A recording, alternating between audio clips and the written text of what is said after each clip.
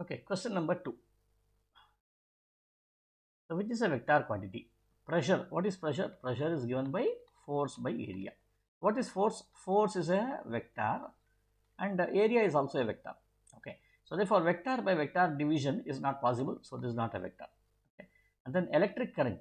See, you cannot divide vectors. And secondly, whenever you say something is a vector, they should confirm one rule. What is that rule? The rule is that it should obey algebraic addition.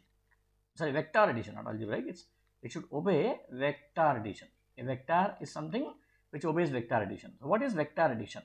Vector addition is nothing but, let us say this is your vector A, let us say this is 3 units and this is 4 units. Okay, what is the sum of these two?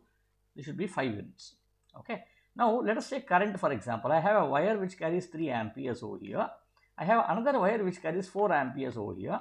What is the sum of these two? Let us say, for example, both of these join together and give rise to something like this. Okay, very similar to what we have seen here. So now maybe here like this over here. Okay, if it gives something like this over here, okay, then what will be the sum of these two? Will this be 5 units? It will not be 5 units. It will be 7 units over here, 7 amperes over here. So therefore, electric current do not obey the rule of vector addition. It obeys only the rule of simple addition. Okay, algebraic addition. Though to represent an electric current, you definitely need an arrow. Without arrow, you cannot specify what is the direction of the electric current. But still, it is very important that it confirms the rule of vector addition. So therefore, this is also not a vector.